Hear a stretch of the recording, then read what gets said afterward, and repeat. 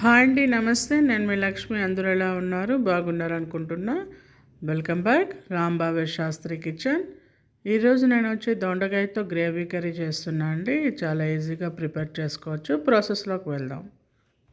ముందుగా దొండకాయలన్నీ కూడా శుభ్రంగా కడిగి ఇలా చిన్న చిన్న రౌండ్గా పీసెస్ లాగా సన్నగా కట్ చేయండి.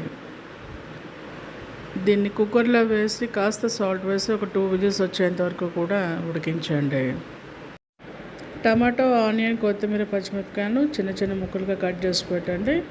1 కప్పు కోకోనట్ పౌడర్ని కూడా తీసుకోండి.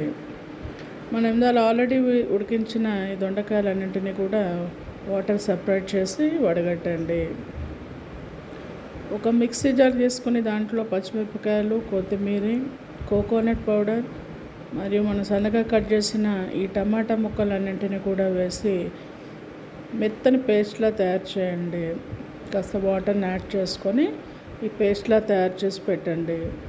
ఒక ప్యాన్ తీసుకుని దాంట్లో కాస్త ఆయిల్ వేసి పోపు దినుసులు, జీలకర్ర, సన్నగా కట్ చేసి పెట్టుకున్న అల్లం ముక్కలు, అలాగే ఒక 4-5 వెల్లుల్లి రెబ్బల్ని కూడా యాడ్ చేసుకోండి. దీంట్లో కావాలనుకునే వాళ్ళు కాస్త పప్పు దినుసు, శనగపప్పు, మినపప్పును కూడా యాడ్ చేయండి. ఈ ఆనియన్స్ని కూడా యాడ్ చేసి మసాలా దినుసులు, దాల్చిన చెక్క ముక్కను కూడా యాడ్ చేయండి. దీంట్లో మనం తయారు చేసిన ఈ పేస్ట్ని కూడా యాడ్ చేసి దాంట్లో దొండకాయ ముక్కల్ని కూడా వేయండి.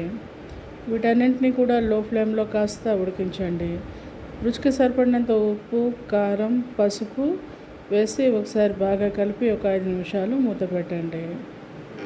ఈ కర్రీ గ్రేవీతో ఉడికినాక దింపేసే ముందు లాస్ట్లో కాస్త కొత్తిమీరని కానీ కస్తూరి మేతిని కానీ యాడ్ చేయండి. టేస్టీ అయిన దొండకాయ మసాలా గ్రేవీ కర్రీ రెడీ.